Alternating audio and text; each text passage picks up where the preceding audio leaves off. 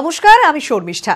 আমরা রাইজিং ইন্ডিয়ার দ্বিতীয় পর্বের জন্য অধীর আগ্রহে অপেক্ষা করছি। নেটওয়ার্ক 18-এর সবচেয়ে বড় ও আকর্ষণীয় এই রাইজিং ইন্ডিয়া সম্মেলন। বিভিন্ন ক্ষেত্রে ভারতের সেরা ও জনপ্রিয়তম ব্যক্তিত্বরা এক মঞ্চে আসেন। রাজনীতির হুজ হুরা ছাড়াও এই তালিকায় আছেন শিল্পপতি, বিনোদন জগতের শীর্ষ তারকা, এমনকি শিক্ষা ও গবেষণা জগতের সেরারা। এদের হাত ধরেই আন্তর্জাতিক ক্ষেত্রে বিভিন্ন সাফল্য আসে। এবছর রাইজিং ইন্ডিয়া সম্মেলনের theme beyond politics, defining national priorities, অর্থাৎ রাজনীতির বাইরে অগ্রাধিকারের ক্ষেত্র খুঁজে নেওয়া।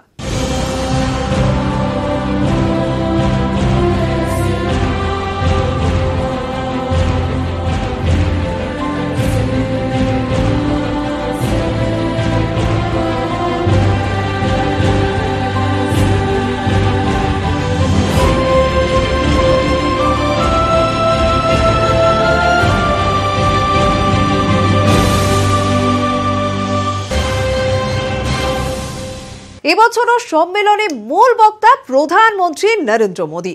রাইজিং ইন্ডিয়ায় আলোচনার দিশাও দেবেন প্রধানমন্ত্রী। গত বছর সম্মেলনে ছিল একাধিক চমক। কি কি চমক ছিল, কাদের বক্তব্য জল্পনায় উঠে আসে, তা দিয়েই শুরু করা যাক। রাইজিং ইন্ডিয়া মানে তার কাছে কি, তা ব্যাখ্যা করেছিলেন প্রধানমন্ত্রী নরেন্দ্র মোদী।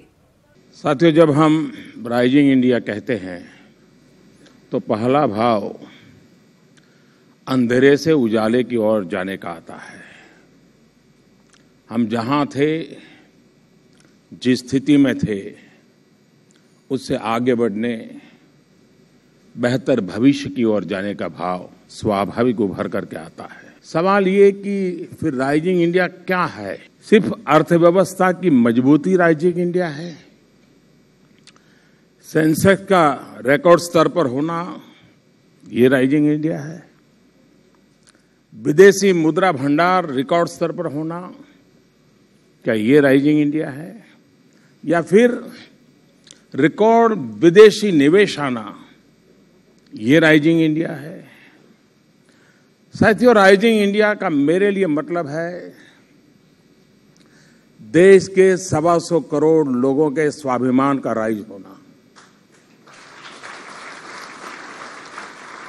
देश के आत्मगौरव का राइज होना। जब इन्हीं 125 करोड़ लोगों की इच्छा शक्ति एकजुट हो जाती है, उनके संकल्प एक हो जाते हैं, तो असाध्य भी साध्य हो जाता है, असंभव भी संभव बन जाता है। देवी और सज्जनों, चाहे देश का उदय हो या फिर किसी समाज और व्यक्ति का, अगर बराबरी का भाव नहीं होगा तो न संकल्प सिद्ध होंगे और न ही समाज। और इसलिए अगर एक विजन के तौर पर देखें तो हमारी सरकार राष्ट्रीय स्तर पर असंतुलन के इस भाव को खत्म करने का निरंतर प्रयास कर रही है।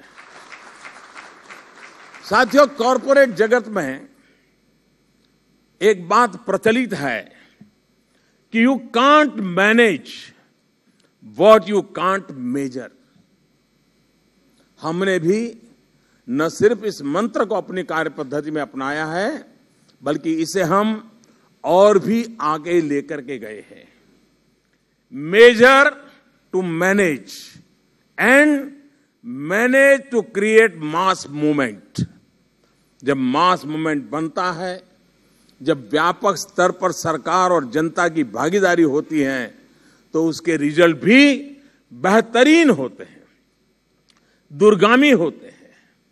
मैं आपको देश के हेल्थ सेक्टर का उदाहरण दूंगा। हम हेल्थ सेक्टर को मल्टी सेक्टोरल तरीके से आगे बढ़ाते हुए इसमें 4 पिलर्स पर ध्यान दे रहे हैं। Preventive health, affordable health care, supply side intervention, mission mode intervention. हमने इन 4 विषयों पर एक साथ फोकस किया है। देश में हेल्थ केयर के लिए सिर्फ हेल्थ मिनिस्ट्री हो और वो अकेली ही काम करती रहे तो इससे सिर्फ साइलोस बनते हैं, सॉल्यूशन नहीं निकलते हैं। हमारा प्रयास रहा है नो साइलोस ओनली सॉल्यूशंस। इसका परिणाम देखिए कि 2014 तक पूरे भारत में 6.5 करोड़ शौचालय थे, लेकिन अब 13 करोड़ घरों में शौचालय है, यानी 2 गुनी बढ़ोतरी हुई है। आज देश में सैनिटेशन कवरेज 38% से बढ़कर करीब करीब 80% हो चुकी है। यह बढ़ोतरी भी 2 गुना से ज्यादा है। और अब 1981 में आप देखिए ये 1% था, आज वो 78 पहुंचा है और 2014 तक ये 39 था। काम का स्केल और रफ्तार, इसका आप अंदाज लगा सकते हैं। देश के लोगों में, देश को चलाने वाली व्यवस्थाओं में किस तरह का एक हौसला पैदा हुआ है, एक भरोसा आया है। जो परिवर्तन लोग अपने सामने देख रहे हैं, अपने जीवन में देख रहे हैं, उससे हर भारतीय में ये विश्वास आया है कि 21वीं सदी का भारत अपनी कमजोरियों को छोड़कर, अपने बंधनों को तोड़कर भारत आगे बढ़ सकता है।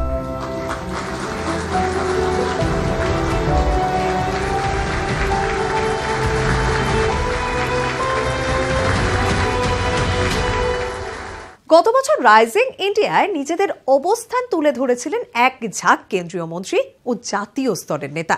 এর মধ্যে বিশেষভাবে নজর কাড়েন প্রতিরক্ষা মন্ত্রী নির্মলা সীতারামন। রাফাল বিতর্কের মুখেও নিজের বিতর্কে অনড় থাকা দেশের প্রথম পূর্ণ সময়ের মহিলা প্রতিরক্ষা মন্ত্রী। সঞ্চালক ও দর্শকদের প্রতিটি প্রশ্নের উত্তর দিয়ে নজর কাড়েন নির্মলা সীতারামন আর শেষ করেন কঙ্গনা রানাওয়াতের সঙ্গে সেলফি তুলে। You made an impassioned plea for Make in India in defense, about kickstarting Indian industries and them helping the defense supply chain.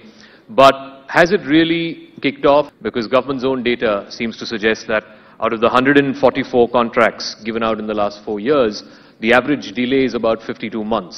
The accepted delay in defense contracts is about 13 to 16 months. So has there been a mismatch between what has been promised and, as the opposition says, the slogans and what is actually translating on the ground? Well, I'm not so much worried about the opposition saying, Sure. But it is a reality that even if we open up, there are times when you're working under a given framework of rules or under a policy which itself needs a bit of tweaking. And that's why, even as I said in my opening statement, Make in India, the Prime Minister announces from the ramparts of the Red Fort, after which we have made some policy changes. But as we go along, when we hear from the stakeholders that more is to be done, we have kept changing. And that is why we are now very confident that the changes with which the new defense procurement policy is going to be announced sooner, a lot more of what has been the takeaways from the interaction from the stakeholders will be incorporated and will make it even more simpler. And even as it is, I think a few things have been announced. Nearly 21 such projects have been taken out to be given to the Indian private sector. Sure. And also we have said you don't have to wait for us to announce an acceptance of necessity for something that we want. Instead, if you think you have something to contribute, suo motu, you can come and we will take on that idea. Third, we've also made a very clear sort of commitment that if after the trials are proven that your product is good enough, we shall not retract our commitment. Okay. So that is something which will give confidence to the investors. You're the first ever woman Raksha Mantri. You broke a glass ceiling by assuming that post. Many are now asking the question, we now have women fighter pilots. When are we going to see women in combat roles in the army? I mean, I know this is a long shot. I don't know if it will happen in your lifetime or mine, but a woman service chief. This is a matter in which I think I've said quite a few times that we are not averse to having women in all activities of the forces. But now the matter is at various levels in different courts all over the country. Whether it relates to those women who are in the short service commission who would want to move over to permanent commission, or other women who have already reached that grey area of having completed the short service and wanting to move, but we have not removed them, we have kept them, are they there or not? Several cases are in the courts. Now, even if I want to take one decision today, I have to understand the implication of that decision on the various cases which are lying in the court. So this is a bit complicated, only to that extent, complicated for nothing else, sure, but the fact that it is still in the court, at different courts. So we are taking step by step some kind of a position with which end of the day we open it all up for women too. We are not averse to it. তারপরে আকর্ষণের কেন্দ্রে ছিলেন উত্তরপ্রদেশের মুখ্যমন্ত্রী যোগী আদিত্যনাথ। উপনির্বাচনে বিজেপির হারের পরও বিচলিত দেখায়নি তাকে। উপনির্বাচনে 4টি আসনের মধ্যে আদিত্যনাথের নিজের কেন্দ্র গোরক্ষপুরেও হারের মুখে পড়তে হয় বিজেপিকে। অথচ রাইজিং ইন্ডিয়ায় সে বিষয়ে আলোচনা করতেও ইতস্তত করেননি। একই সঙ্গে নয়ডার আইন শৃঙ্খলা ও রাম মন্দির নিয়েও নিজের মত খোলাখুলি জানিয়েছিলেন। उपचुनाव में एक तो लोकल इश्यू होते हैं, दूसरा कार्यकर्ता और हमारे मतदाताओं के बीच में ये था कि भाई ये तो सीएम की या डिप्टी सीएम की सीट है, यहां तो जीतना ही है। तो स्वाभाविक रूप से हर व्यक्ति निश्चिंत था कि जीतना ही है और हम जीत रहे हैं। तो कोई घर में बैठा रहा, मतदान करने के लिए नहीं गया, डोर टू डोर कन्वेंसिंग के लिए नहीं गया, अन्य तरीके से केवल जीत के आंकड़े काउंट करता रहा। और उसका खामियाजा क्या हुआ कि मतदान का प्रतिशत, पोलिंग परसेंटेज गिरते ही भारतीय जनता पार्टी को दोनों सीटों पर हार के रूप में इस प्रकार की स्थिति का सामना करना पड़ा है। और अब जब ये हो गया है तो हर तरह का विश्लेषण आ रहा है। कोई कह रहा है कि हमने तो योगी जी को साफ मना किया था, नोएडा मत जाओ, नोएडा जो जाता है हार जाता है। आप फिर भी आए, दिसंबर में नोएडा मेट्रो के इनॉग्रेशन के लिए आए और ये हो गया। अब उनको फिर बोलने का मौका मिल गया है, आप इसके बाद भी नोएडा आएंगे? हाँ, मेरा तो नोएडा में बहुत शीघ्र कार्यक्रम लगने वाला है। एक योगी के रूप में अशुभ को शुभ करने के लिए ही मैं जाता हूं। उत्तर प्रदेश की अराजकता जो अशुभ का प्रतीक था, उत्तर प्रदेश का भ्रष्टाचार जो अशुभ का प्रतीक था, उत्तर प्रदेश में गुंडागिर्दी जो अशुभ का प्रतीक था, इसी के लिए हमारी पार्टी ने मुझे उत्तर प्रदेश में भेजा है जिससे मैं शुभ कर सकूं, और उसी के लिए मैं उत्तर प्रदेश में कार्य कर रहा हूं। ये चुनावी मुद्दा बनेगा फिर से? राम मंदिर का मुद्दा? देखिए, राम जन्मभूमि का मुद्दा चुनावी मुद्दा नहीं है, एक आस्था से जुड़ा हुआ मुद्दा है और यह हमारे लिए चुनावी मुद्दा नहीं है।